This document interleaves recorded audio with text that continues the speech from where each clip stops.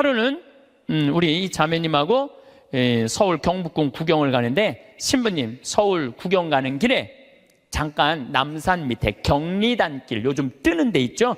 경리단길에 집터를 하나 보자는 거예요. 밑에 삼성 미술관도 있고 뭐 LG 뭐 회장집도 있는데 그 맨 경치가 아주 기가 막혀 한강 다 보이는 그 경리단길에 땅을 한 200평 보여주면서, 신부님 이거 봉헌할 테니까 신부님 이거 하라는 거예요.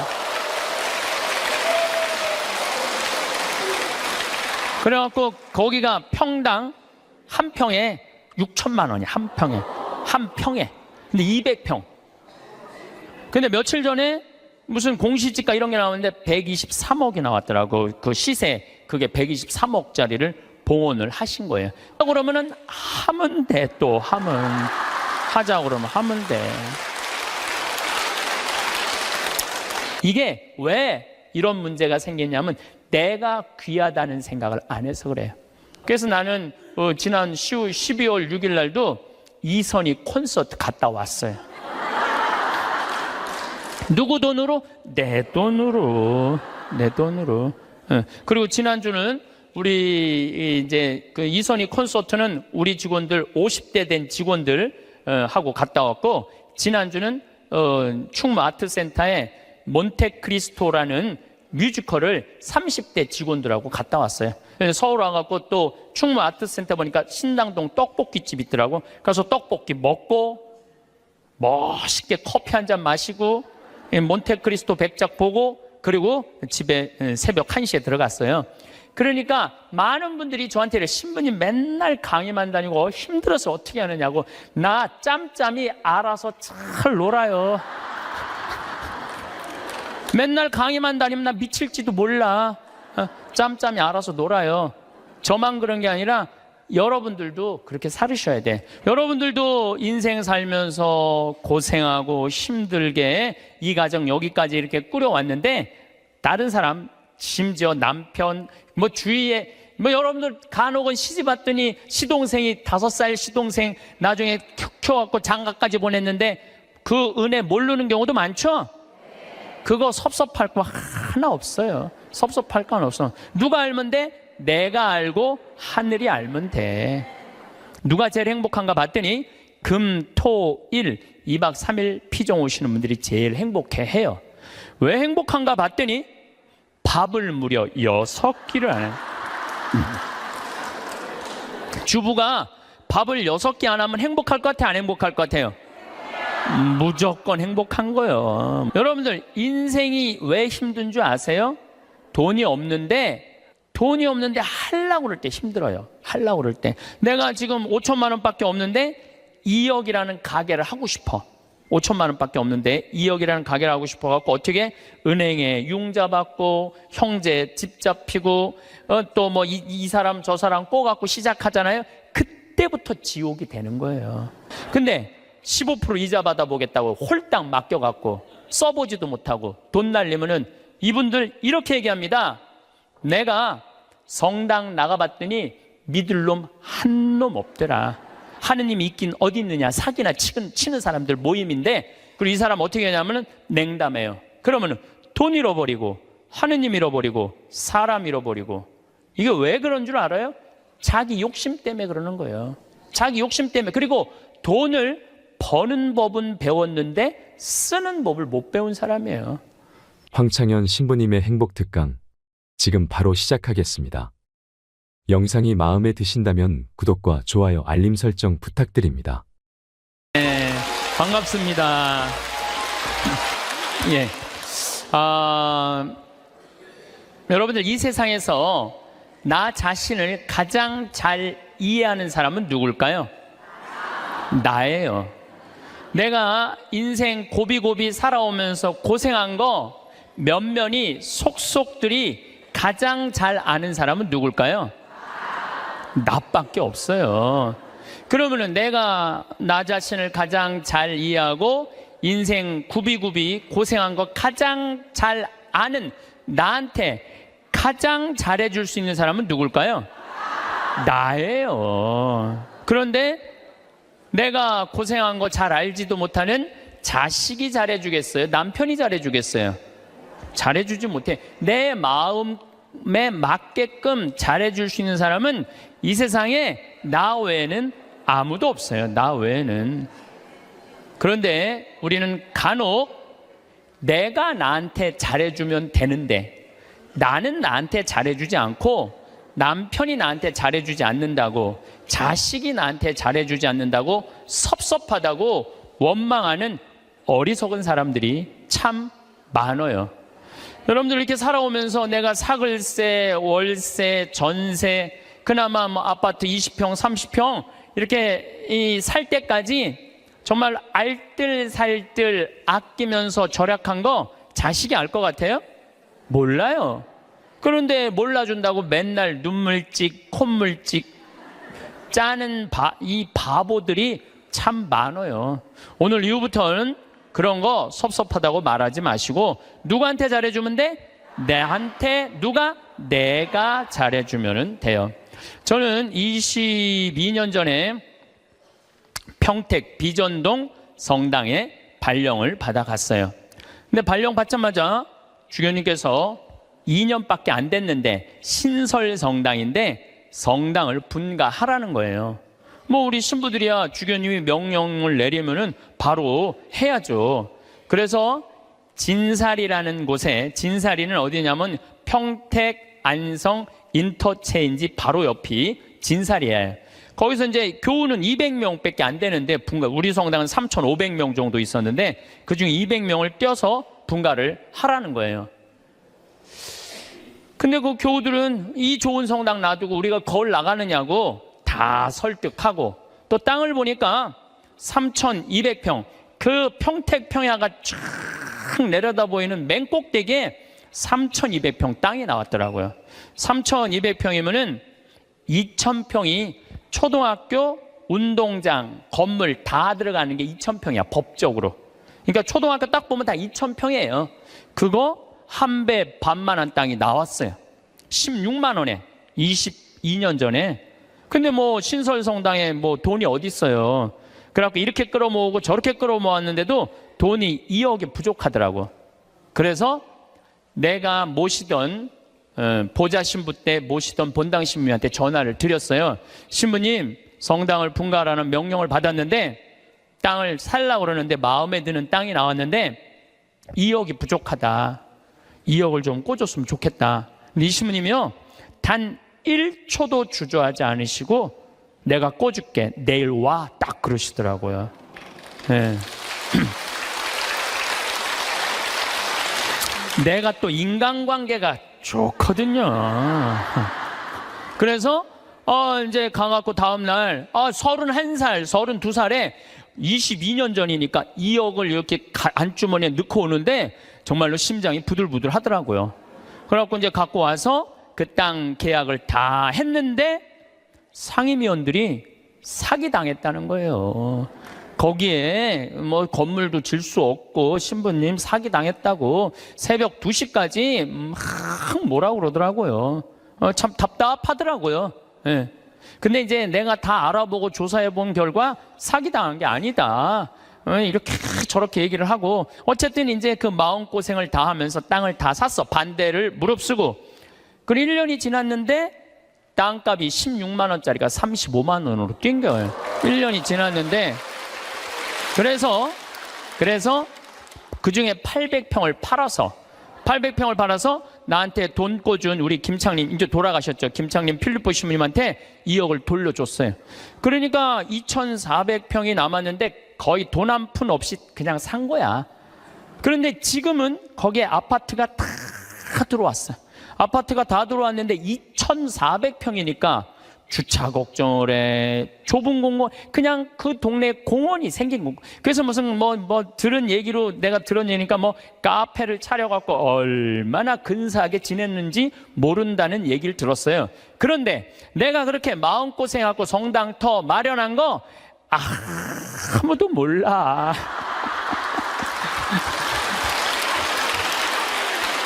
누구만 알아? 하늘하고 나만 알아. 하늘하고 하느님하고 나만 알아. 그런데 네, 지금은 이제 거기가 겨우 2,000명 정도 됐다고 그래요. 근데 후임자 신부가 몰라준다고. 그 교우들이 20년 전에 내가 그렇게 힘들게 해서 땅 산 거 몰라준다고 내가 맨날 섭섭하다고 그러면요, 나는 쫀쫀한 사람이야. 쫀쫀한 사람. 작은 사람이야. 작은 사람. 그리고 이제는 거기가 뭐 평당 큰 몰이 들어가고 평당 한 400만 원까지 올라갔대요. 그러니까 거의 100억 정도 되는 거죠. 100억 정도 되는 돈을 내가 교회에 벌려준 거야. 그런데 아무도 몰라. 그런데 주교님이 몰라준다고, 교회가 몰라준다고 내가 맨날 그렇게 원망하면요, 나야말로 작은 사람이야.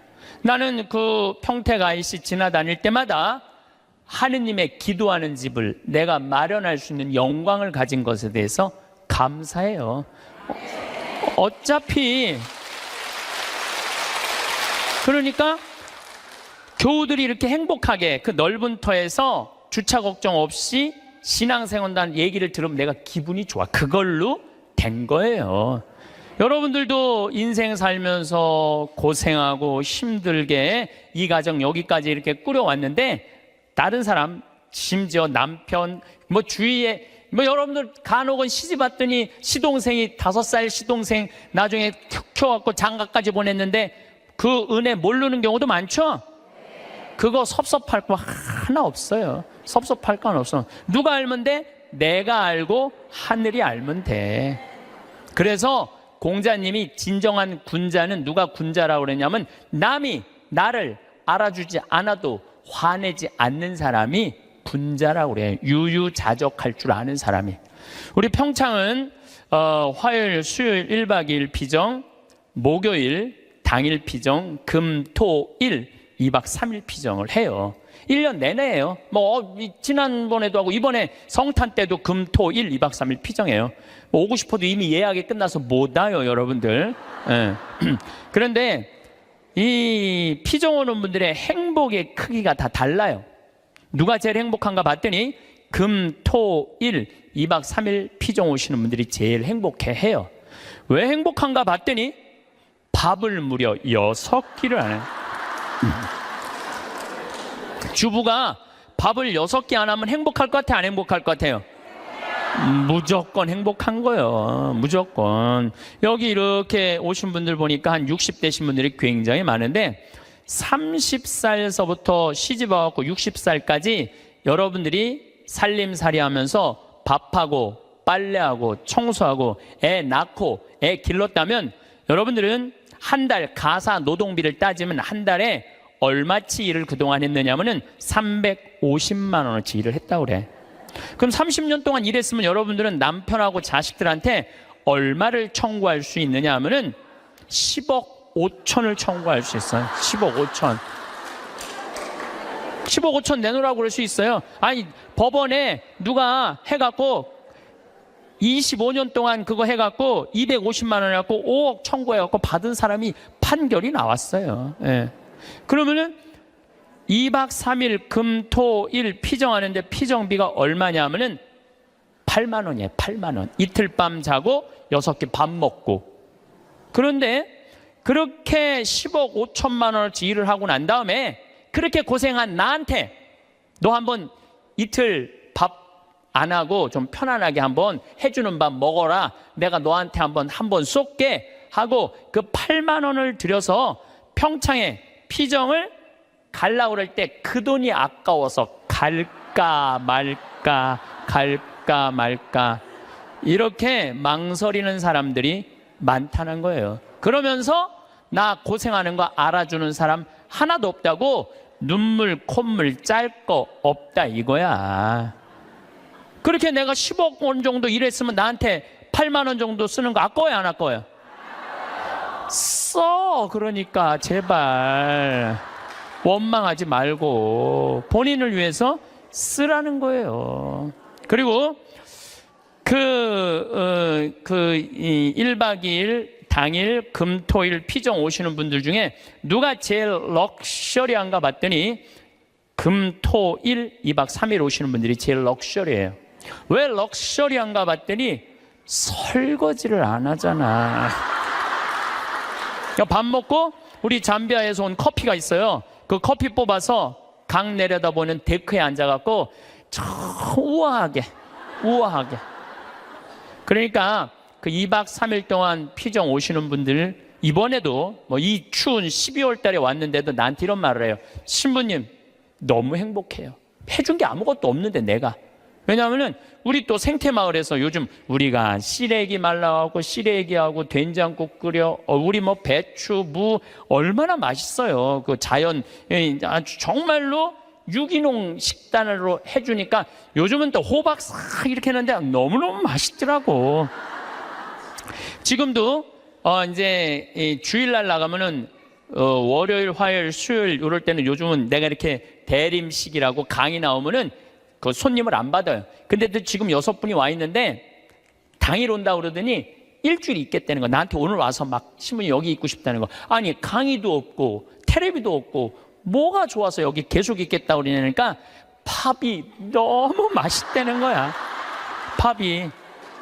야, 주부한테는 이것만 해도 충분히 행복하구나. 그런 생각이 들더라고요. 저는 이제 여주에 평창은 15,000평인데 여주는 15만 평이에요. 거기에는 수영장도 있고 그림 그리는 데도 있고 도자기 만드는 데도 있고 다 있어요.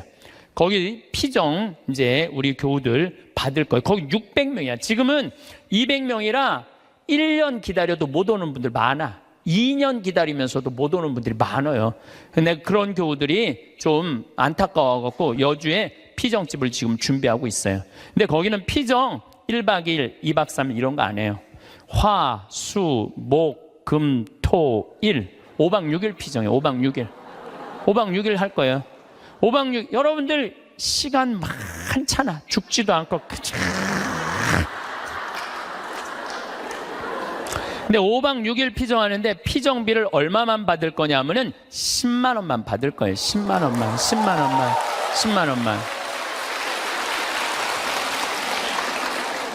밥을 무려 18끼를 안 하는데 10만 원만 받을 거예요. 난 사실 우리 천주교 교우들 불쌍해요. 왜 불쌍하냐면은 성당 나오면서부터 많은 헌금을 하든 안 하든 평생 헌금했어요. 그리고 또 불쌍한 데 있으면 2차 헌금하고 교무금하고 또 성당 지면 신축금 내고 또 뭐 어려운 데서 와갖고 뭐 꽃동네 뭐 이런 데 와갖고 또 뭐 도와달라 그러면 또 반지도 빼고 뭐 그냥 있는 거 없는 거 나 먹기 살기 힘들어도 어떻게 해? 마음 짠하니까 어떻게 해요? 또 내잖아요. 그런데 그렇게 20년 30년 신앙생활 했는데 정작 내가 외롭고 힘들 때 어디 가서 좀 위로받고 싶은데 그럴 데가 없어요. 별로. 우리 한국 천주교 교회는. 그러니까 교우들한테 받기만 했지 주지를 않아. 내가 그게 제일 불만이야. 그런 공간이 한국 교회에 필요하다 이거야. 그래서 이제 여주는 10만 원이면 여러분들 보통 한 달 생활비 최저가 110만 원인가 그렇더라고. 그러니까 누구나 올 수. 그리고 거기 전철까지 나 있어. 이제 그 앞에까지. 그러니까 여기 65살들은 거기까지 공짜로 올 수 있어. 65살까지는. 전철까지 나 있으니까 마음만 먹으면은 뭐 얼마든지 올 수 있어요. 그래서 우리 교우들한테 그런 공간을 만들어 줘야 되겠다. 우리도 좀 위로받고 살아야 되지 않아요? 맨날 뭐 남만 위로하고 살아. 나는 30년 동안 그렇게 뼈 빠지게 고생했는데. 그런데 제가 한 6년 동안 그 여주에다가 그런 생태 마을을 꾸며서 한국민들, 우리 천주교 교우들 뿐만 아니라 한국민들이 쉴 수 있는 오아시스를 만들어야 되겠다. 그래갖고 다 허가를 받아놨는데 이번 2월 달에 교구청에 편지를 했어요. 주교님 허가를 다 받아놨으니 공사비 달라고. 거기가 총 공사비가 얼마냐면 300억이에요. 300억을 내가 무슨 재주로 만들어. 내가 무슨 재주로. 그러니까 교구에서 내야 될 거 아니에요. 근데 답이 없는 거야. 준다는 답이 없어. 그래갖고 내 친한 주교님한테 말씀을 드렸죠. 아니 어떻게 왜 답이 없냐. 허가까지 다 떨어졌는데 근데 우리 수원교구는 지금 신도시가 굉장히 많이 생겨요. 위례 신도시, 동탄 2신도시.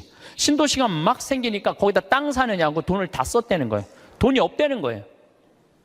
그런데 저는 30대 때는 막 내 뜻대로 안 되면 막 교구청에 올라가고 막 뒤집고 소리 지르고 그랬어요.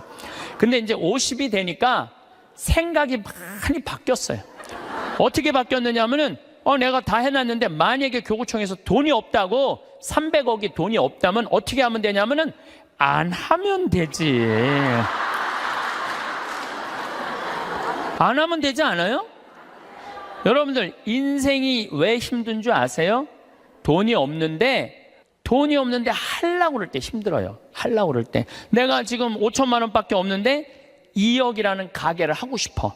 5천만 원밖에 없는데 2억이라는 가게를 하고 싶어갖고 어떻게 은행에 융자 받고 형제 집 잡히고 또 뭐 이 사람 저 사람 꼬갖고 시작하잖아요. 그때부터 지옥이 되는 거예요. 그때부터 5천만 원만 있는데 2억짜리 그건 하면 안 돼요. 안 하면 되지.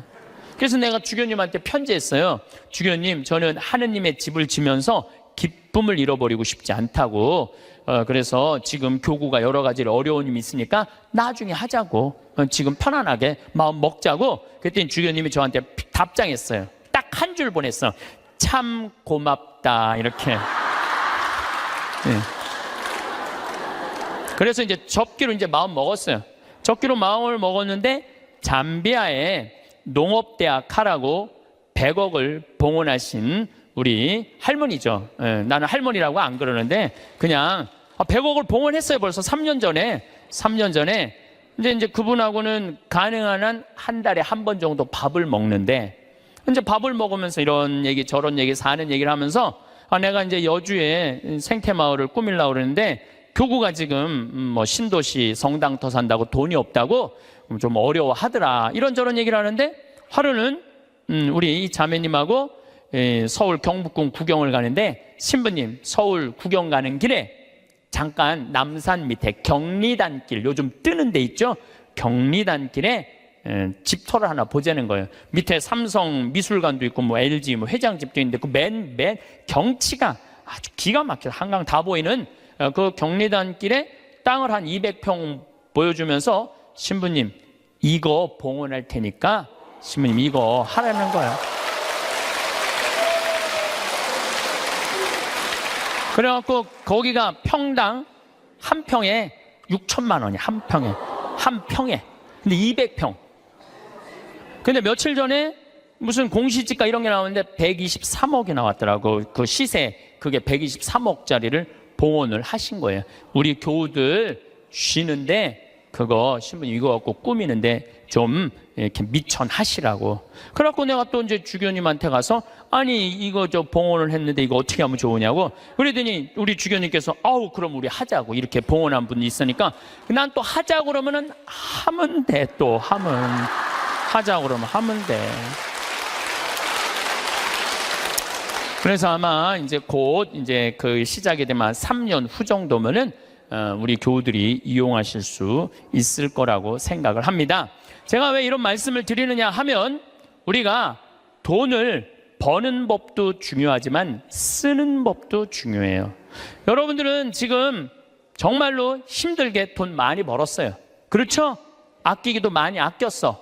그런데 벌기만 하고 쓸 줄을 모른다면은 뭐하러 벌어?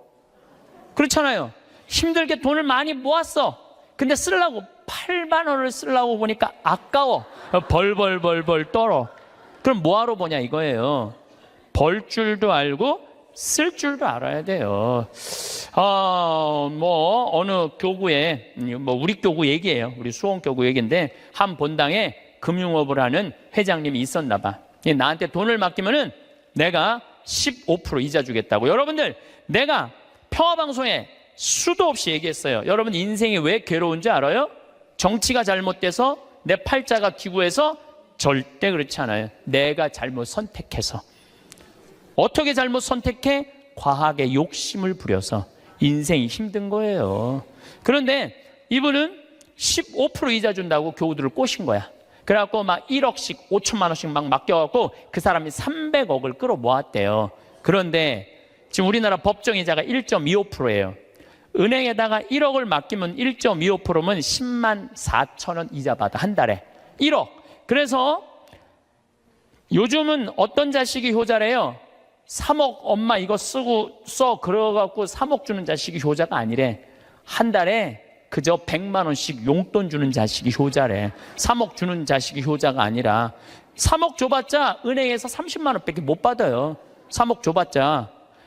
그러니까 이 사람한테 맡기면은 15%니까 125만 원을 받을 수 있는 거야. 1억만 맡겨도. 그러니까 사람들이 정신이 나왔고 그 사람한테 전래분과장이라는데 다 갖다 맡긴 거예요. 한 세네 달은 이자가 나왔는데 그 다음에 어떻게 못 나와요. 그래갖고 망해갖고 이분 지금 감옥에 가 있대요. 그러면은 5천만 원 1억씩 맡긴 사람들은 이 사람들은 돈 써보지도 못하고 하늘에 날아간 거예요. 허공에 날아간 거예요. 그렇지 않아요? 그러면은 15% 이자 주겠다고 꼬신 이 전래분과장이 나빠요? 15% 이자 받아먹겠다고 맡긴 사람이 나빠요? 둘 다 나빠. 둘 다. 여러분들 오늘 이후부터 경제성장이 2% 이상 안 되면은 2% 이자 주는 데 없어요. 경제성장이 3% 되면은 3% 이자야. 경제성장이 3%인데 5% 이자 준다 그러면 이건 의심해 봐야 돼요. 근데 경제성장이 3%인데 10% 이자 이율이 나온다? 이건 100% 사기라고 보면 돼. 15% 이자 준다? 150% 사기라고 생각하면 돼. 근데 이 어리석은 많은 분들이 5천만 원 1억을 갖다 맡긴 거야. 내 이 강의를 듣고 어떤 분이 생태마을에 전화했어요. 신부님 안 그래도 사기 당한 분이래. 안 그래도 상처 입었는데 신부 왜 전국에 창피하게 그 얘기를 하느냐고. 하지 말라고. 그래 전화가 왔어. 근데 저는 왜 하느냐 하면은 여러분들 그런 예를 들어서 타산지석이라고 그랬죠? 여러분들 이렇게 어리석은데 넘어가지 마세요. 차라리 그 5천만 원이면은 이스라엘 성지순례를 10번을 갔다 올 수 있는 돈이야. 이스라엘 성지순례 10번 갔다 올 수 있는 돈이야. 여러분들이 이스라엘 성지순례 10번을 갔다 오잖아요? 그럼 여러분들은 예수님하고 투구 지낼 수 있어. 투구 지낼 수 있어. 내가 이스라엘 성지순례 지금 5번 갔다 왔거든요. 5번 갔다 왔는데 저는 지금 예수님하고 거의 틀라고 그래. 성서를 읽으면은 예수님이 막 튀어나와. 막 튀어나와. 그래서 나한테 말을 걸어요. 말을 걸어. 예수님이 말을 걸어요. 요즘 제가 이제 내년 3월 8일부터 성서 강의를 해요. 성서 강의를 하는데 나는 성서 전공한 신부가 아니잖아요. 그리고 신학교 때 뭘 배웠는지 생각도 안 나. 성서 전공한 신부도 아니고 신학교 때 배운 거 기억도 안 나. 근데 내가 성서를 강의하겠다고 평화방송하고 정말로 엄청난 도전을 하는 이유 중에 하나가 5번을 성지순례 갔다 오면서 내가 만난 예수님, 그 예수님을 얘기해주고 싶은 거예요. 오늘 아침에도 이제 강의를 준비하다 나왔는데 무슨 일이 있었느냐 하면은 예루살렘에 가면은 겟세마니 동산 위에 눈물 동산이 있어요. 눈물 성당이 있어. 거기서 눈물 성당에서 우리 올해 2월 달에 우리 교우들 200명이 겟세마니 동산으로 내려가고 있는데 내가 맨 나중에 가고 있는데 거기서 아랍아이가 예루살렘 성전 그 지도 그 1달러에 사라고 계속 맡기는 거예요. 나한테. 그래서 내가 됐다고 그랬는데 나 혼자 지금 맨 뒤에 가고 있는데 이 친구가 뒤에서 내 뒤로 꼬집더라고요. 이 목덜미를 꼬집어. 얼마나 기분 나빴는지 몰라. 꼬집고 내 뒤통수를 치는 거예요. 아랍아이가. 얼마나 기분이 나빴는지 몰라요. 그래도 내가 천주교 신부인데, 천주교 신부인데 너무너무 화가 났는데 나 혼자고 거긴 물건 파는 애들 천지인데 걔하고 어떻게 싸워요. 그리고 나는 성격상 맞고 말지 싸우진 않아. 그래갖고 내려가갖고 겟세마니 동산에 가서 기도를 하는데 예수님 생각이 나더라고요. 예수님은 유대인들이 툭 하면 돌을 집어 던지려고 그랬어요. 툭 하면 돌을. 근데 예수님은 어떻게 했느냐 하면은 아직 내 때가 되지 않았다고 인내하세요. 인내를 하시고 예수님 어떻게 마지막 십자가상의 죽음을 통해서 누구를 구원하고 싶었어? 인류를 구원하고 싶었어요. 몇몇 사람들이 기분 나쁘게 돌 집어 던진다고 욕한다고 그것 때문에 큰 일을 그르칠 분이 아니었어요. 나도 이 200명이나 되는 사람들을 데리고 와서 성주순례 하는데 내가 하나 기분 나쁘다고 막 신경질 부리고 나 이제 간다고, 나 이제 한국으로 갈 거라고 겟세마니 동산에 앉아서 이렇게 기도를 하는데 정말로 구구절절 예수님이 느껴지더라고요. 그리고 인내라는 거 그런 게 막 느껴지는 거예요. 여러분들도 자식 키우면서 정말로 이 세상 살면서 더러운 꼴 많이 보죠? 여러분들 왜 참아요? 이거 자식 하나 잘 키워보겠다고, 자식 하나 행복하게 해보겠다고 참는 거 아니에요? 그러니까 인내를 하면은 뭐를 얻을 수 있느냐 하면은 열매를 얻을 수 있어요. 열매를. 인내를 하면. 근데 내가 만약에 이스라엘 성주순례 안 갔다 왔으면 이런 묵상 나 죽었다 깨어나도 못해. 근데 만약에 여러분들이 5천만 원을 가지고 이스라엘 성주순례 10번만 갔다 오면 여러분 예수님하고 트고 지낼 수 있다니까. 근데 15% 이자 받아보겠다고 홀딱 맡겨갖고 써보지도 못하고 돈 날리면은 이분들 이렇게 얘기합니다. 내가 성당 나가봤더니 믿을 놈 한 놈 없더라. 하느님이 있긴 어디 있느냐. 사기나 치는 사람들 모임인데, 그리고 이 사람 어떻게 하냐면은 냉담해요. 그러면은 돈 잃어버리고 하느님 잃어버리고 사람 잃어버리고. 이게 왜 그런 줄 알아요? 자기 욕심 때문에 그러는 거예요. 자기 욕심 때문에. 그리고 돈을 버는 법은 배웠는데 쓰는 법을 못 배운 사람이에요.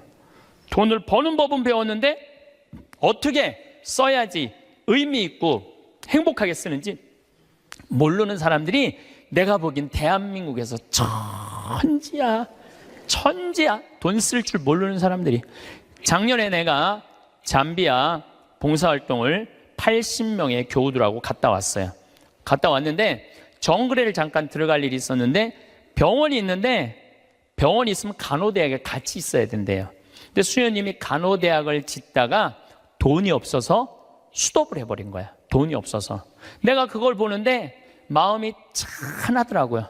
근데 마침 제가 작년에 잠비아는 비행기표 아껴본다고 이 아디스 아바바, 이 이디오피아를 통해서 걸리 들어갔었어요. 근데 아디스 아바바 공항에서 내 옷가방을 다 잃어버렸어요. 그래갖고 양복 3벌, 4벌 중에 입은 거 하나 빼고 3벌이 다 없어져 버렸어. 그런데 그 전주 연중 제15주 복음이 뭐였느냐면은 너희들은 선교 떠날 때 옷을 1벌 이상 갖고 다니지 말아라. 1벌 이상 갖고 다니지 말아라. 식량자루나 돈주머니도 갖고 다니지 말아라. 근데 예수님이 거기다 신발은 신고 가라고 또 써 있어. 성서에. 참 신발은 신고 가라 그랬거든요. 근데 나는 잠비아 미국 강의 다닌다고 옷을 4벌, 양복을 4벌. 내가 너무너무 부끄러웠어, 내 자신한테. 그래서 저는요 지금도 양복을 한 달에 1벌만 입어요. 안 갈아입어 이제. 안 갈아입어. 작년에 내가 그 배운 깨달음으로 안 갈아입어. 너무 좋더라고. 한 달에 1벌만 입고 다니니까 참 좋더라고요.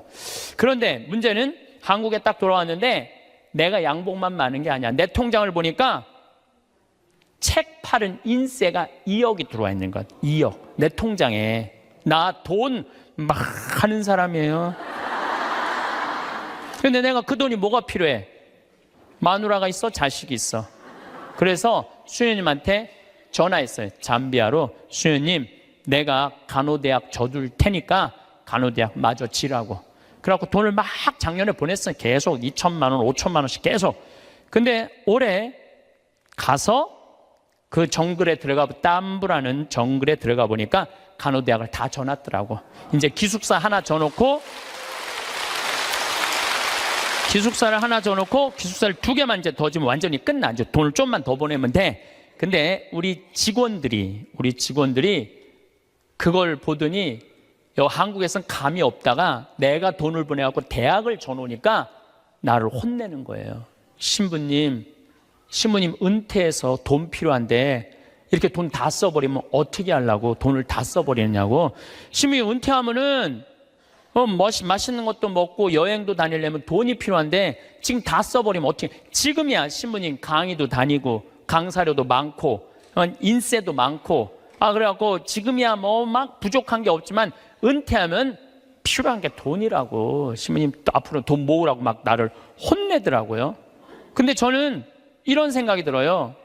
만약에 내가 은퇴해갖고 돈이 없으면 나는 어떻게 할 거냐면은 사제관에 가만히 앉아 있을 거야.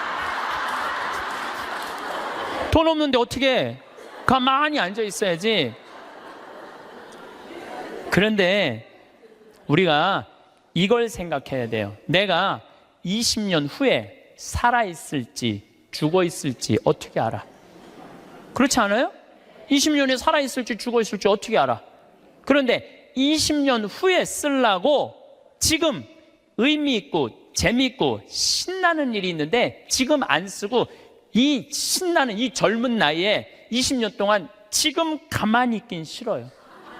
지금은 마음껏 다니고 의미 있는 일도 하고 재밌는 것도 하고 맛있는 것도 사 먹고 여행도 다니고 지금 신나게 할 거야. 그리고 70살이 넘어가고 돈이 없으면 가만히 있으면 되지. 없으면 없는 대로 살면 되지. 그렇지 않아요? 있으면 있는 대로 살고. 오늘 성채 미사 때 성채 모자랐잖아요. 많이 모자랐어요. 오늘 성채 뭐 이렇게 많이 왔어.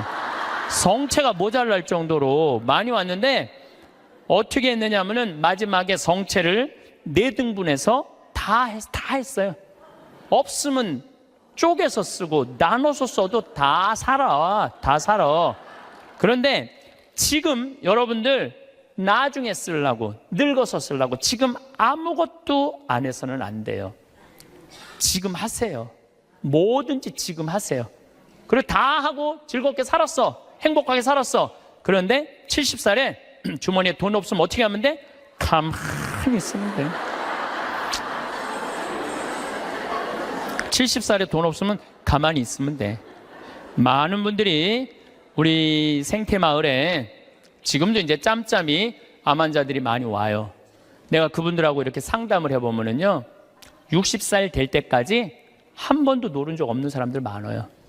60살 될 때까지 여행 한 번도 간 적 없는 사람 많아요. 60살 될 때까지 뽐나게 옷 한 번 사 입어 본 적이 없는 사람들 많아요. 60살까지 뭐만 해? 돈만 버는 거예요. 자식 키우고. 근데 떨커덕 암이 걸려. 지금도 한 번 와 계세요. 떨커덕 암이 걸린 거야. 떨커덕 암이 걸리면은 이분들 나한테 공통적으로 하는 얘기가 있어요. 신부님, 나는 억울해서 못 죽어요. 난 이제까지 뭐만 했어? 고생만 했어요. 어떻게 하면 좋아요, 신부님? 이러는 분들이 너무 많아요. 여기 계신 여러분들도 나중에 하려고 그러지 말고 언제? 지금 하세요. 저 청국장 가루도 나중에 사 먹지 말고 언제 사 먹어? 지금 사 먹어. 지금. 그게 훨씬 건강하고 좋은 거예요. 네. 여러분들 이 여행 많이 다녀보셨죠? 만약에 유럽 여행 가신 분들 아마 유럽 여행은 일생 한 번 가보는 거예요. 일생 한 번 가보는 여행이야. 한 400만 원 들여갖고 한 번 가보는데 비행기 타고 럭셔리하게 파리에 도착했어. 도착을 했는데 딱 버스에 타니까 가이드가 딱 나타나더니 이렇게 말합니다. 이제 뭐 집에 들어가고 호텔에 들어가고 물은 어떻게 쓰고 뭐 이런 거죠. 여러 가지 얘기를 해요. 그러다가 갑자기 이런 말을 해요. 그런데 여행 다니면서는 팁이 중요하다고. 이렇게 여행 가방 올려다 주는 그 포토한테 $1 주시고 호텔에서 나올 때 그 호텔 침대에다가 $1 내려놓고 나오시라고. 그럼 이때부터 갑자기 머리가 복잡해지는 거야. $1? 생각지도 않은 돈이야. 이거 생각지도 않은 돈이야. 그게 아깝기 시작한 거야. 그런데 400만 원을 들여서 일생 한 번 간 여행이에요. 그러면 $1, 10일, $2씩 줘봐. $20, 2만 원이야. 그 줄 때 기분 좋게 줄 수 있는 거야. 그런데 이제 딱 버스에서 내리니까 아니나 달라 막 벨보이들이 막 와갖고 가방을 막 들고 갈라 그래. 그러면은 이 할머니들이 이렇게 말합니다. 그 놔두라고. 내가 들고 갈 테니까 놔두라고. 아, 내가 여러 번 봤어요. 여행 같이 다니면서. 내가 그 힘들게 그 가방을 들고 다니는 할머니들 모습을 보면서 안타깝더라고요. 그럼 뭐하러 여행을 나와? 그 2만 원이 아까워갖고 그 힘든데 피곤한데 와갖고 그걸 또 들고 올라가. 그 2만 원이 아까우면 그냥 집에 가만히 있어. 벌 때는 힘들고 어렵게 벌지만 쓸 때는 정승같이 쓰는 법도 중요한 거예요. 저는 요즘 이렇게 여행 다니면은요, 뭐 2달러, 3달러, 5달러도 내려놓고 와요. 호텔에다가. 왜냐? 그거 다 이민자들이야. 거기 청소하는 사람들. 힘들게 그거 갖고 먹고 사는 사람들이야. 그러면 길 가는 사람도 내가 5천 원, 만 원, 일생, 1년에 여러분들 어려운 사람들 얼마나 만나요? 만나는 일이 1년에 한두 번도 안 돼. 그럼 그런 사람들한테 한번 나도 여행 내가 400만 원어치 쓰면 40만 원 어려운 사람한테 내놔야 될 거 아니야. 그 일환 중에 하나가 그 어려운 사람들한테 팁 주는 거예요. 근데 그게 아까워갖고 내가 들고 갈 테니까 아까운 거지. 아까운 거예요. 그래서 여러분들 자신한테 쓸 줄 알아야 돼. 자신한테. 저는 지난 여름에 LA에 우리 청국장 이제 회사를 설립을 했어요. 거기도 뭐 다 세금 문제 때문에 다 회사를 설립을 해야 돼. 그 뭐 미국에도 세금 내고 한국에도 다 세금 내고 그래야 되니까 회사를 설립을 하러 갔는데 내가 하여튼 나하고 노는 친구들이 있어. 한 남자들인데 한 5명 정도 되는데 나만 가면 하여튼 회사를 다 때려치고 나하고 놀라고 아주 그런 친구들이 있어. 아주 친하죠. 근데 그 친구 중에 하나가 식당을 운영하는데 근사한 식당을 운영해요. 한 번 먹으면 막 $100, 10만 원, 20만 원. 그리고 와인도 딱 맡겨놓는. 그 한국 사람들은 거의 안 가고 미국 사람들이 와서 그 홀에다가 뭐 술 먹고 춤도 추고 막 이러는 그런 아주 근사한 식당이에요. 근데 그 친구가 나를 식사를 대접하고 싶다고 몇 번 그러는데 내가 또 그렇게 비싼 식당에 갈 수 있어요? 안 간다고 그랬더니 그럼 우리 집에 모시겠다고. 집으로 갔어요. 집에 갔는데 그 친구 부부 다 뭐 손님 한 12명을 초대를 했는데 내가 주인공으로 간 거 아니에요. 근데 자기 식당에 주방장을 데리고 왔더라고. 근데 음식이 나오는데 기가 막히는 뭐 음식들이 나오는 거 무슨 뭐 해갖고 정말 처음 본 음식, 비싼 음식들이 나오더라고요. 그런데 그 니콜라스라는 친구가 신부님이 특별히 오셨으니까 와인을 한 병 따겠다는 거예요. 근데 와인을 뭐 그냥 2만 원, 3만 원짜리가 아니라 600만 원짜리 와인을 따는 거예요. 600만 원짜리 와인을. 나도 처음 봤어요. 그 비싸다 말로만 들었지. 1995년 보르도산이야. 1995년이 굉장히 가물었었어요. 그래갖고 북한 주민들 다 굶어 죽었을 때야. 근데 와인은 최고가 나온 거예요. 그걸 했는데 한 잔에 50만 원이 한 잔에. 먹는데 막 벌벌 떨리더라고. 한 잔에 50만 원인데. 근데 계속 주방장이 셰프가 음식을 날라다 주는데 내가 그래도 주인공 아니에요. 주인공. 그 뭔가 셰프한테 감사의 표시를 해야 될 거 아니야. 그걸 우리는 팁이라고 그러죠. 근데 내가 혼자 고민했어. 50달러를 줄까 100달러를 줄까. 심장이 막 쫄깃쫄깃하더라고. 어떻게 할까. 근데 결국은 불러갖고 딜리셔스 그러면서 내가 50달러를 줬어요. 지금 생각해보면 왜 100달러를 못 줬는지. 귀양 뽐낼 거면 확실하게 뽐내고 해야 되는 건데 근데 그 50달러를 5만 원이죠. 50달러를 줬는데도 불구하고 그 셰프는 굉장히 고맙다고 그러더라고요. 굉장히 고맙다고. 근데 만약에 여러분들 그게 한 1,000만 원치 넘는 식사였는데 내가 그걸 얻어먹고 돈 한 푼 안 내고 팁 하나 안 내고 그냥 가면은요 그분들 모르긴 해도 내 귀에다 대고 이랬을 거야. 아유 정말 멋대가리 하나 없는 신부라고. 에? 그렇지 않겠어요? 그렇게 멋있게 했으면 그 주방 그 직원 데려다 했으면 줄 알아야지. 이건 비단 나한테뿐만 아니라 여러분들도 마찬가지야. 여러분들 인생을 살면서요 버는 것도 중요하지만 쓰는 것도 중요해. 쓸 때 확실하게 써. 근데 만약에 내가 돈이 부족해 그러면은 가만히 있어. 여러분들 안 쓴다고 누가 뭐라고 그럴 사람 하나도 없어요. 근데 우리나라 사람들은 쓰는 것도 아니고 안 쓰는 것도 아니고 내는 것도 아니고 안 내는 것도 아니고 그냥 사는 게 좀 짜증이 나요. 그래서 쓸 땐 사도 바오로가 뭐라 그래? 난 귀하게도 살 줄 알고 천하게도 살 줄 안다고 그러잖아요. 돈 안 쓴다고 누가 뭐라 할 사람 하나도 없어. 근데 쓸 때는 멋있겠어. 이게 왜 이런 문제가 생겼냐면 내가 귀하다는 생각을 안 해서 그래요. 내가 귀하다는 생각. 나는 어쨌든 성당터 또 그 다음 성당도 2,400평 성당터 해갖고 지금 아주 공원 같은 성당 돼 있어요. 그러니까 나는 내가 수고한 거 누가 알아? 하늘이 알고 내가 알아. 그래서 나는 지난 12월 6일 날도 이선희 콘서트 갔다 왔어요. 누구 돈으로? 내 돈으로. 그리고 지난주는 우리 이제 그 이선희 콘서트는 우리 직원들 50대 된 직원들 하고 갔다 왔고, 지난주는 충무 아트센터에 몬테크리스토라는 뮤지컬을 30대 직원들하고 갔다 왔어요. 서울, 우리는 평창이니까 무조건 대전, 서울 이런 데 오는 거예요. 서울 와갖고 또 충무 아트센터 보니까 신당동 떡볶이집 있더라고. 가서 떡볶이 먹고 멋있게 커피 한 잔 마시고 몬테크리스토 백작 보고, 그리고 집에 새벽 1시에 들어갔어요. 그러니까 많은 분들이 저한테 신부님 맨날 강의만 다니고 힘들어서 어떻게 하느냐고. 나 짬짬이 알아서 잘 놀아요. 맨날 강의만 다니면 나 미칠지도 몰라. 짬짬이 알아서 놀아요. 저만 그런 게 아니라 여러분들도 그렇게 살으셔야 돼. 부처님이 이런 말씀을 하세요. 지나친 고행은 사람을 고통스럽게 한다는 거예요. 그 다음 지나친 쾌락은 사람을 망가뜨린다는 거예요. 그러니까 놀 줄도 알고 쓸 줄도 알고 인내할 줄도 알고 그렇게 살아야 돼. 어쨌든 누구한테 잘해줘야 되느냐면은 나한테 잘해줘야 돼요. 내가 행복해야지 누구도 행복하게 해줄 수 있어? 남도 행복해 줄 수 있어요. 맨날 자기가 영혼이 찌그러지면은 남편 욕하고 자식 욕하는 거야. 근데 내가 8만 원 들여서 평창 생태마을 피정 딱 갔다 왔어. 다음날 아침에 기분 좋게 음식 해줄 수 있어요. 그러니까 오늘 이후부터 누구한테 잘해줘? 나한테 잘해주세요. 나가서 성모 울타리 빵 사세요. 감사합니다.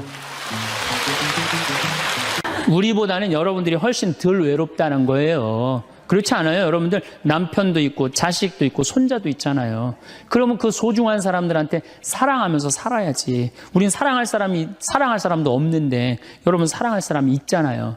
그럼 조금만 내가 잘하면 되는데 그게 안 되는 거예요. 우리나라 여자들이요, 이 세상이 너무너무 여자 살기 좋은 세상이 돼갖고 여자들이 지금 뭐가 뭔지도 모르고 살아요.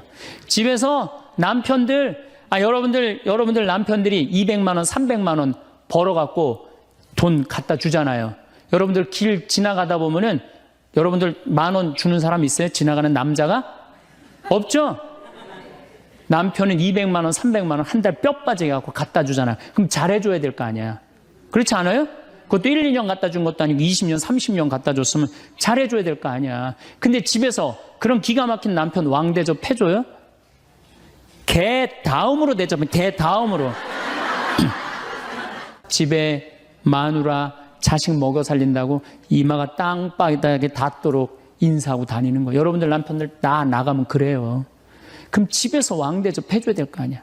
집에서도 왕대접 못 받아, 직장에서도 왕대접 못 받아. 어디 가면 왕대접 받아요? 룸사롱 가면 왕대접 받아요. 룸사롱 가면은 막 그냥 가슴이 볼랑말랑한 옷 입고 그냥 여자들이 그냥 허벅지 뜯어진 치마 입고 그냥 머리도 그냥 생머리 싹 하고 그냥 사장님 오셨느냐고 그냥 팔짱도 끼고 그냥 술도 따라주고 그냥 또 그냥 안주 드시라고 그냥 땅콩 오징어 말아갖고 입에 막 넣어주고.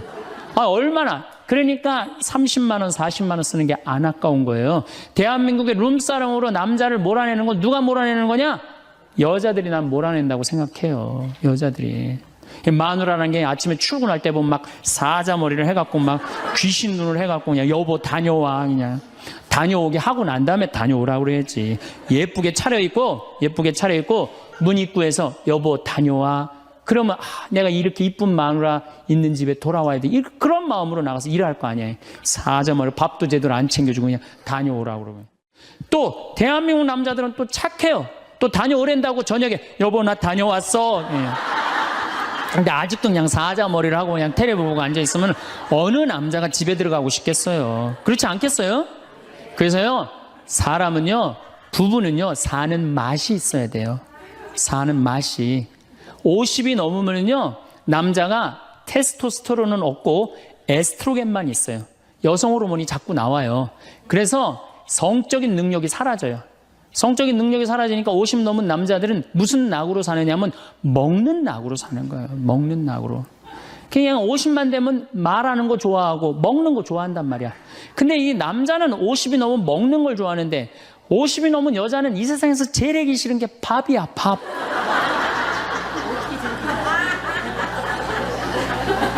그러니까 그냥 둘이 사는데 왜 김치찌개를 끓여도 한솥 끓여. 그냥 하기 싫으니까 귀찮으니까 한솥 끓여갖고 그냥 다음날 아침에 그냥 그거 졸여갖고 아침상에 올려놓고 그냥 저녁엔 또 오늘같이 하루 피정하고 저녁에 이제 여보 나 저녁 집에 가서 먹을게 그러면 또 그거 볶아갖고 저녁상에 또 올려놓고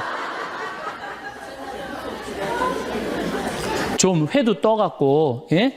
여기 가깝잖아요. 회시장 가갖고 우럭 회 맛있잖아요. 매운탕도 떠갖고 소주도 한 병 사고 그래갖고 그냥 허벅지 트어진 치마 이브닝드레스도 하나 딱 입고 저녁에 남편 들어오면 여보 이거 내가 한 거야 딱 술 따라주면 남자가 얼마나 살맛이 나요. 사는 맛 나지 않겠어요? 네, 좀 신선로도 좀 해갖고 탁 하고 짜장면도 좀 만들어주고 베트남 국수도 좀 해서 주고 요즘 뭐 또 순대 또 그냥 유명한 데 많잖아요. 전화하면 택배로 다 보내주잖아요. 순대도 탁 썰어갖고 그냥 간 썰어갖고 그냥 소주 한 잔 탁 하고 신부님 무슨 돈으로 그런 걸 합니까? 애 휴학시키고 자식은 무슨 자식이야. 지금 누구밖에 없어요? 부부밖에 없어요. 애 휴학시키고 그렇게 하세요. 신부님 난 휴학시킬 자식이 없는데 집 잡혀요. 나이 드신 분들은 은행에 가고 집 잡혀갖고 다 쓰세요. 자식 물려줄 생각하지 말고. 네. 그래야지 사는 맛으로 사는 거 아니에요. 그리고 부부는 사는 맛으로도 살아야지만 사는 멋으로도 살아야 돼. 사는 멋이 있다. 멋있게 살아야 될 거 아니에요. 근데 나는 제일 가슴 아픈 우리 자매님들이 어떤 분들이냐면은 자기를 꾸미지 않는 분들이에요. 이쁘게 좀 이쁜 옷도 사 입고 그래야 되는데 생전 자기가 무슨 군인이야? 집에 있어도 파마를 해도 꼭 철모 뒤집어 쓴 거 딱 1년 내내 풀어지지도 않는 거 쓰고 앉아갖고 그냥 생전 그냥 마누라라는 게 그냥 맵시 있는 옷 한 번 제대로 입지도 않고 그럼 남편이 사는 맛이 있어요? 사는 멋이 있어요? 좀 꾸며야죠, 본인이. 예쁜 옷도 좀 사서 입고, 좀 브릿지도 좀 넣었다가, 머리도 그냥 생머리도 했다가, 이쪽으로도 묶었다가, 저쪽으로도 묶었다가, 어느 날 좀 틀어도 올리고, 막 이래야지 그냥 남자가 사는 맛도 있고, 사는 멋도 있을 거 아니에요. 생전 그냥, 옷도 그냥, 신부님 옷 맵시가 있어야지 옷을 사 입죠. 그러면 좀 살도 좀 빼시고 그냥 이건 벤지 엉덩이지 구분도 안 되는 그냥 몸매를 가지고 그냥 그러니까 그냥 몸빼바지만 계속 짚고 이 집에 있으면은 어느 남자가 집에서 가고 싶어요. 본인을 꾸미시라는 거예요. 그래서 남자는요 사는 맛도 있고 사는 멋도 있는 거 멋도 있어야 돼요. 그래서 예쁜 옷 남편도 좀 꾸며주고 남편도 좀 나비 넥타이도 좀 하고 남자가 50이 넘으면요 제가 지난 그 미국에 한번 강의를 갔는데 너무 멋있는 부부를 봤어요. 남편이 한 60쯤 돼 보이는데 식사를 같이 하려고 그러는데 남편이 살짝 머리가 벗겨졌더라고요. 근데 부인이 사각모를 탁 저기 뭐 차에 하더라고요. 남편을 바깥에서 만났는데 딱 했는데 부인이 여보 이거 써 탁 씌워주는데 너무 멋있더라고요. 여러분들 앞 백화점에 가갖고 남편 좀 사각모도 좀 멋있는 거 좀 중절모도 멋있는 거 사서 탁 씌우면 얼마나 좋아. 그렇지 않아요?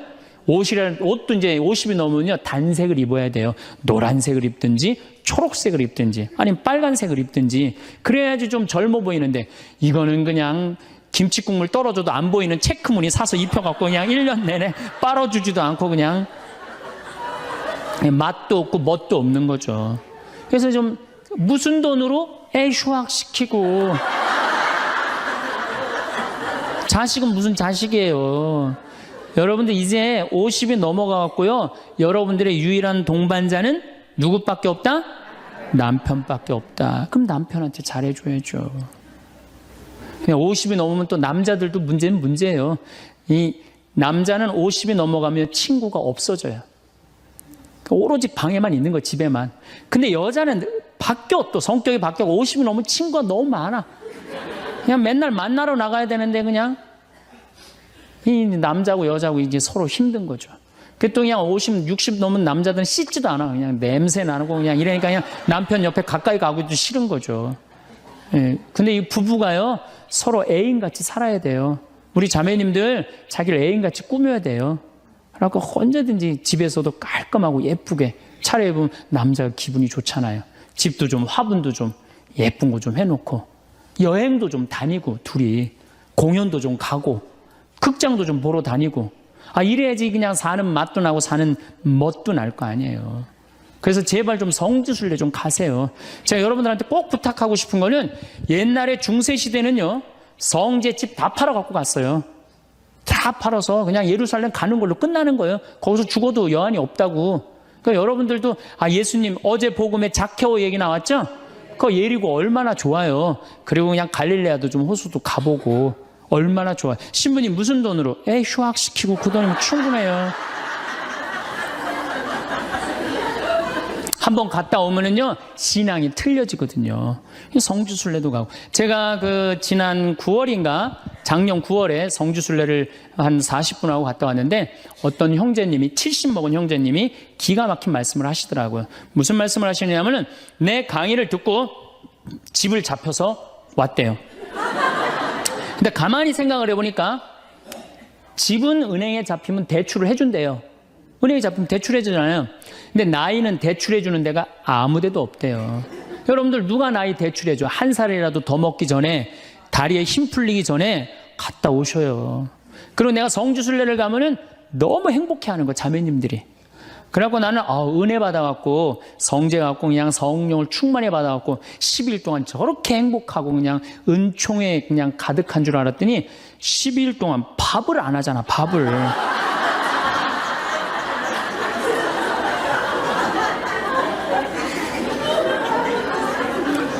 남편, 부부는 맛도 있고 멋도 있어야 되지만 기도 살려줘야 돼. 남편 기도 살려줘야 돼요.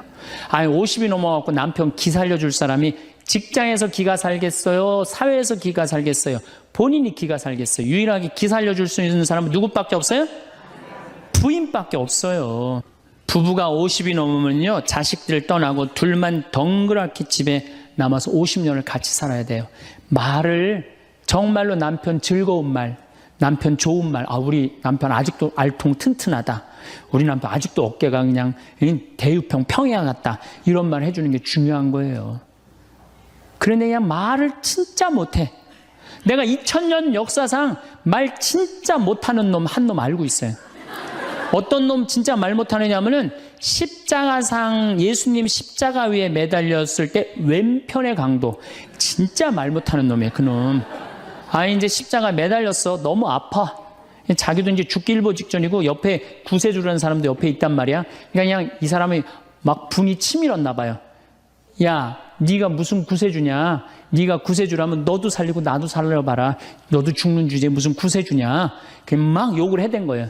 그러니까 예수님이 그냥 매달려갖고 아파 죽겠는데 이놈이 이상한 소리 하니까 대꾸도 안 해요. 대꾸도 안 해. 성서 보면은 그냥 가만히 계세요.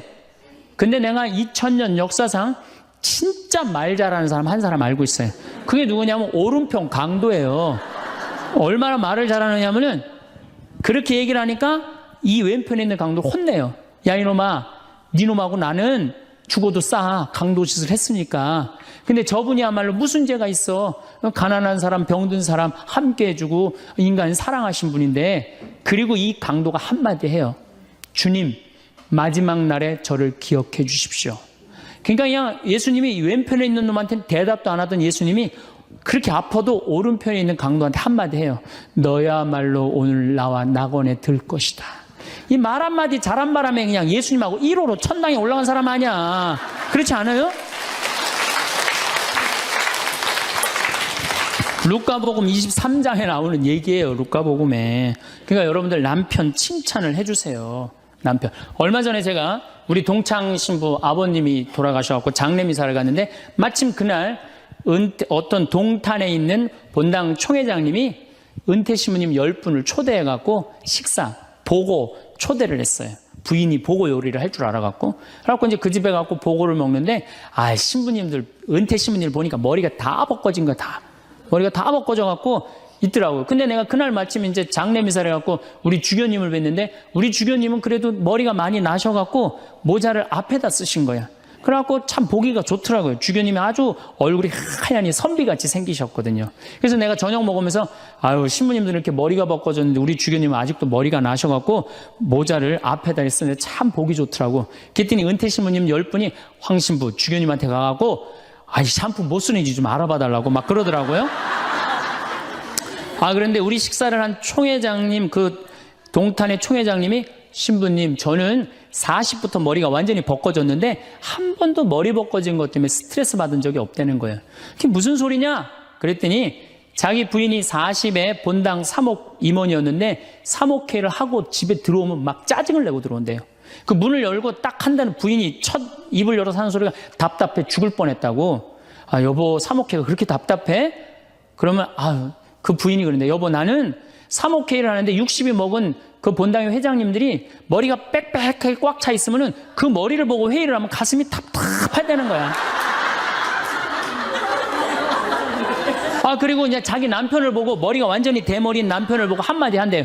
이제야 가슴이 뻥 뚫린다고. 이게 얼마나 남편을 기를 살려주는 말이에요. 그렇지 않아요? 그러니까 여자는 맛도 있고 멋도 있고 누구 기도 살려줘? 남편 기도 살려줘야 되는 거예요. 부처님은요 7종류의 아내가 있다고 그래요. 첫째, 남편을 죽이는 아내가 있대요. 더러운 마음을 가지고 남편에 대한 사랑이 없고 남편을 업신여기는 아내. 아내가 권력이 세면 남편이 모든 것을 참고 침묵하기 때문에 그 참느냐고 빨리 죽는데요. 남편을 죽이는 아내가 있대요. 두 번째는 도둑과 같은 아내가 있대. 남편이 힘들게 돈 벌어 갖고 오면은 그거 그냥 막 써갖고 그냥 살림살이 엉망으로 하는 아내. 도둑과 같은 아내. 셋째, 주인과 같은 아내. 주인 행세하는 거죠. 그래갖고 그냥 자기는 일 안 하고 남편 막 시키는 주인과 같은 아내가 있고. 그 다음에 네 번째는 어머니와 같은 아내가 있대요. 항상 남편을 사랑하며 자식 대하는 것처럼 남편을 보호해주는 아내가 있대요. 그 다음에 누이 동생과 같은 아내. 남편을 섬기기를 다하고 자매와 같은 귀여움을 떨고 애교를 떠는 그런 누이 동생과 같은 오빠 하면서 그런 아내가 있다는 거예요. 그 다음에 친구 같은 아내가 있다는 거예요. 직장에서 마치고 피곤해서 돌아오면은 남편을 반가이 맞이해주고 술 한잔을 하면서 하루를 이야기를 나누는 친구 같은 아내. 그 다음에 이건 시대에 좀 안 맞지만은 종과 같은 아내, 남편을 극진히 섬기는 아내가 있다는 거예요. 여러분들은 7번째 중에 몇 번째에 들어가세요?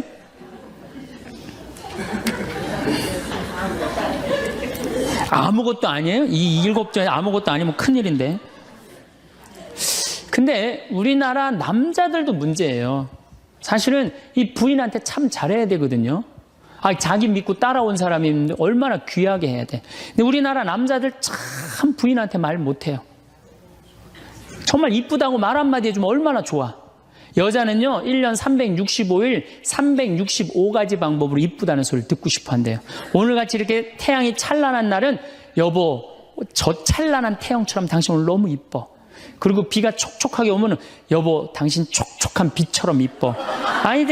어떤 방법을 써서라도 이쁘다는 말하면 여자는 행복하다는 거예요.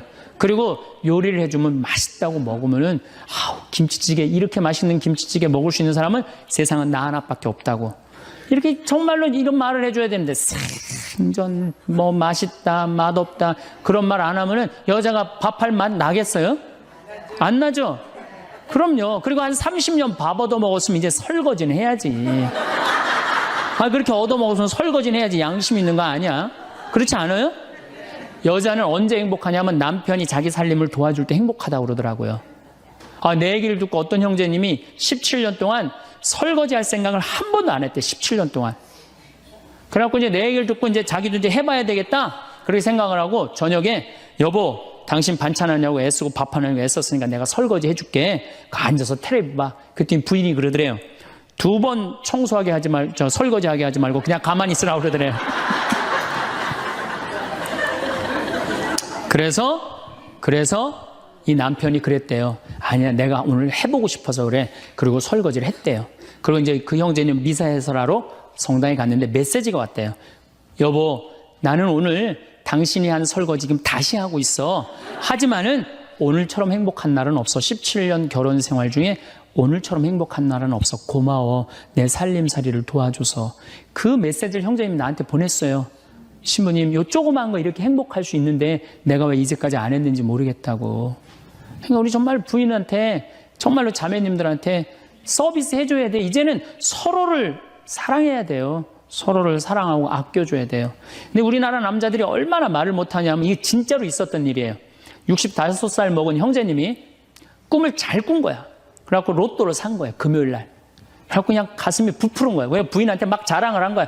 내가 꿈을 꿨는데 이건 된다. 그리고 보통 꿈이 아니다. 막 돼지가 막 수천 마리 왔다 갔다 한 꿈을 꿨는지.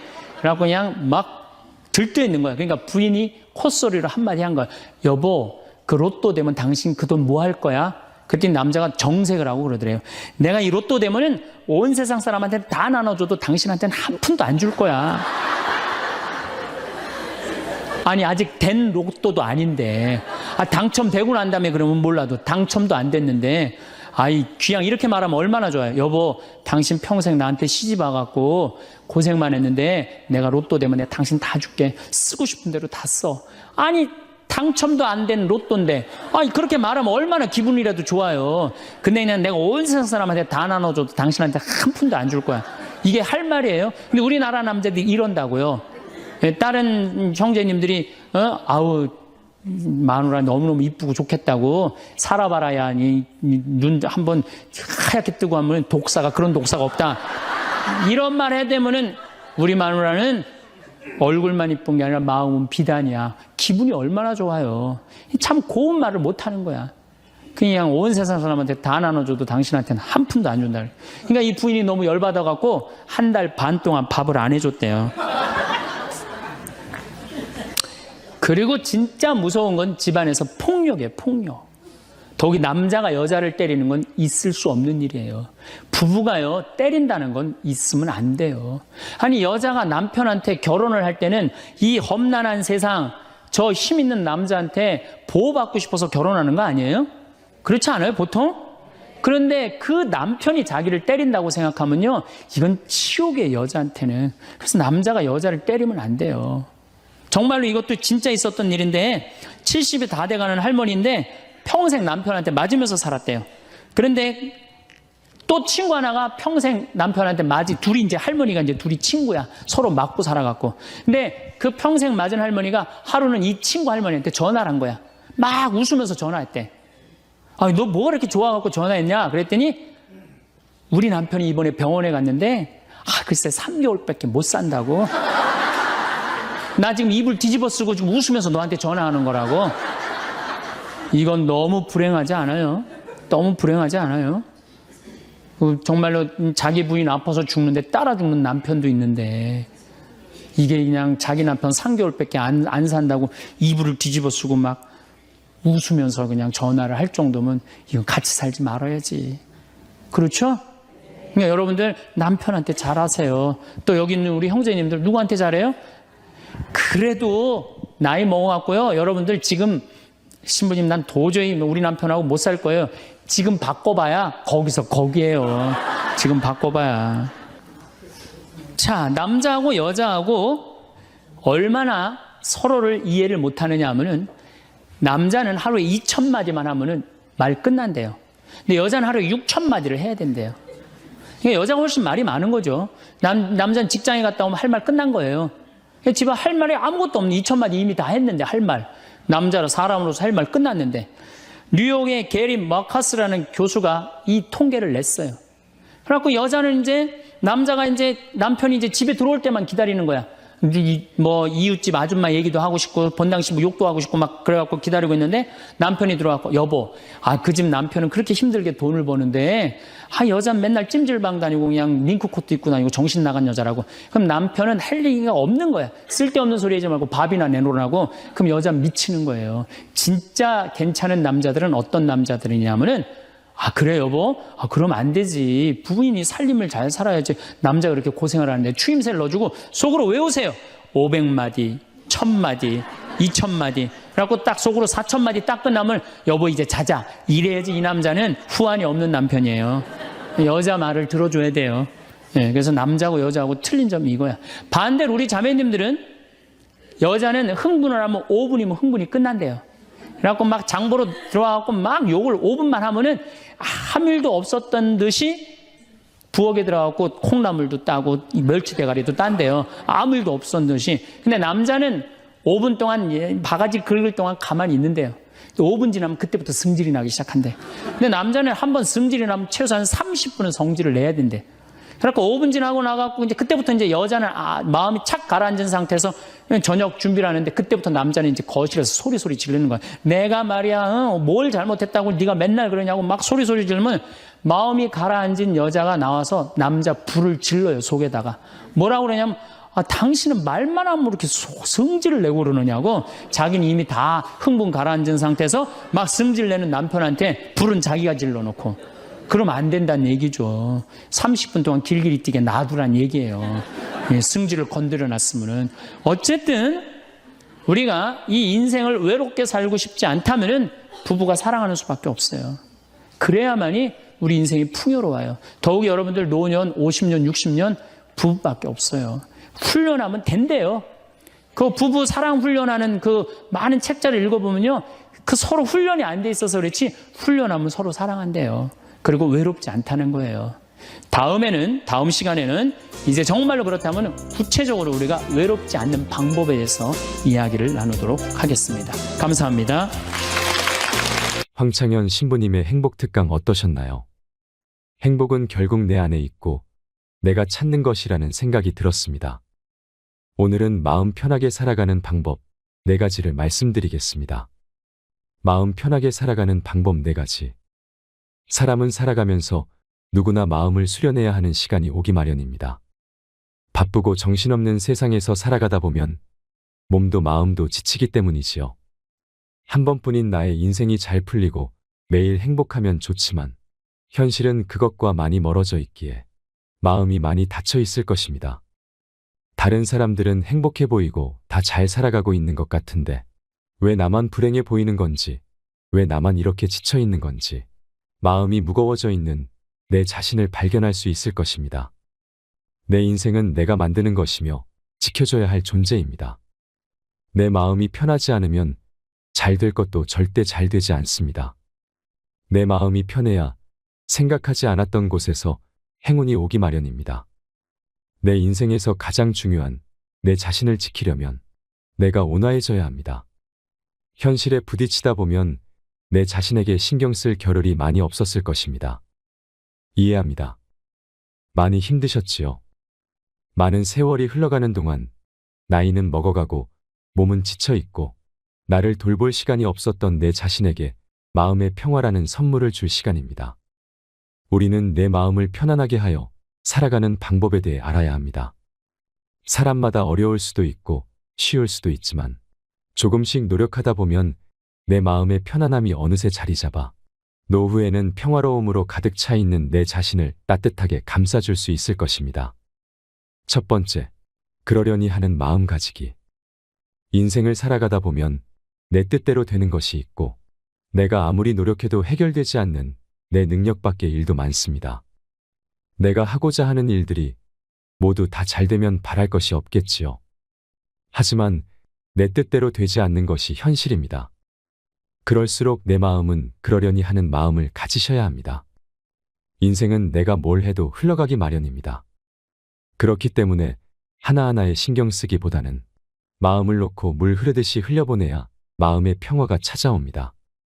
세상 어느 곳에서 장애물을 만난다 해도 둥그런 공처럼 만들어 놓은 내 마음은 아무도 원망하지 않고 불평도 없이 그러려니 하는 마음으로 이겨낼 수 있을 것입니다. 마음을 비우고 다듬어 인생 길을 가다 보면 마음의 의미를 알게 될 것입니다. 세상이 내 마음을 모두 맞출 수는 없습니다. 내 마음에 들지 않는 일이 생겨도 세상은 그러려니 하고 마음을 놓으십시오. 내 인생에 있어서 마음에 꼭 맞는 사람이 없어도 나도 누군가에게 그렇게 꼭 맞는 사람이 아닐 수도 있으니 그러려니 저 사람은 그렇구나 하며 흘려보내십시오. 나에게 상처 주는 사람이 있다면 저 사람은 왜 나에게 계속 상처를 주는가 하며 너무 마음에 두지 말고 저 사람의 마음은 더 지옥이겠구나 하며 그러려니 하며 살아가 보는 겁니다. 세상은 나에게 아픔만 주는 사람만 옆에 두지 않습니다. 누군가가 나에게 비난하고 분노를 내뿜어 내 기분을 상하게 했다면 그 사람에게서 흘러나온 부정적인 기운을 나에게서 최대한 떨치기 위하여 저 사람도 그렇게 해서 자신에게 좋을 건 없을 텐데 하며 그러려니 하는 쪽으로 마음을 바꿔보십시오. 내 주변에 꼭 그렇게 비난하는 사람만 있는 것은 아닐 것입니다. 분명히 내 자신이 부족한데도 아껴주고 격려해주는 사람도 있기 마련입니다. 사랑하는 사람을 떠나보내 마음이 너무 아픈 상황이더라도 잠시는 슬프되 계속 슬퍼하는 마음으로 내 자신을 우울하게 만들지는 마십시오. 마음을 최대한 편안하게 흘려보내며 인생은 결국 왔다가 가는 것, 영원한 것은 어디 있으리 하며 그러려니 하는 마음으로 최대한 열심히 살아가 보는 겁니다. 그렇게 하다 보면 언젠간 내 마음이 많이 편안해져 있는 것을 깨닫게 될 것입니다. 두 번째, 기대감을 버리고 실망하지 않도록 하기. 인생은 절대 자신이 생각했던 대로 흘러가지 않습니다. 계획한 대로 흘러가지 않다 보면 내가 이렇게 노력했는데 내가 얼마나 이러기를 바랬는데 하며 기대했던 것들에 대한 실망감이 크기 마련입니다. 인간관계에서도 마찬가지입니다. 내가 누군가에게 잘해줬을 때 그 사람도 나에게 잘해주기를 기대합니다. 하지만 내가 잘해준 것에 비해 상대방은 그렇지 않아 마음이 상하기도 하지요. 그때부터 마음은 불안과 실망의 연속이 됩니다. 그렇기 때문에 애초에 기대를 하지 말아야 실망감도 적어집니다. 몇 가지 작은 예를 들어봅시다. 내일 운동을 할 계획이 있었는데 피곤하고 귀찮아 운동을 하지 못했습니다. 나 자신과의 약속이었지만 내일 그럴 생각에 대한 기대함을 뒤로 한 채 결국 실행하지 못하여 왜 나는 이렇게 무기력하고 의지가 없는 것일까 하며 내 자신에게 실망하여 자책을 하곤 합니다. 그럴 이유가 없습니다. 오늘 못했으면 내일 해도 되는 것입니다. 너무 험한 잣대로 내 자신을 나무라지 마십시오. 또 한 가지 예는 이러한 경우도 있습니다. 내가 누군가에게 밥을 사주었다면 다음번에 만났을 때 그 사람이 사주겠지 하는 마음이 들 수도 있습니다. 그런데 상대방이 그렇지 못한 경우 내가 기대를 너무 많이 한 걸까에 대한 실망감으로 상대방을 탓하는 경우도 있습니다.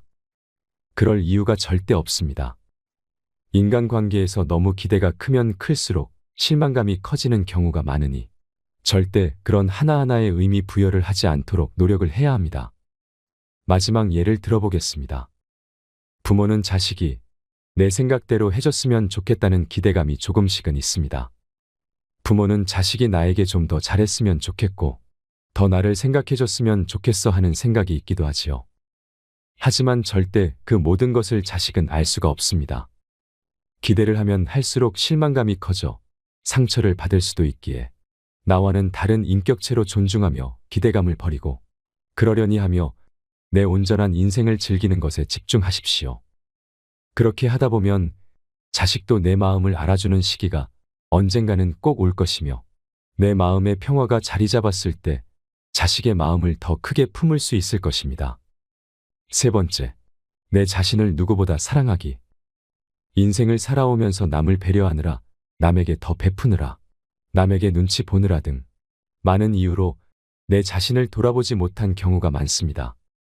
상대방에겐 관대하면서 내 자신에게는 왜 이렇게 야박했는지 하는 생각이 들기도 하지요.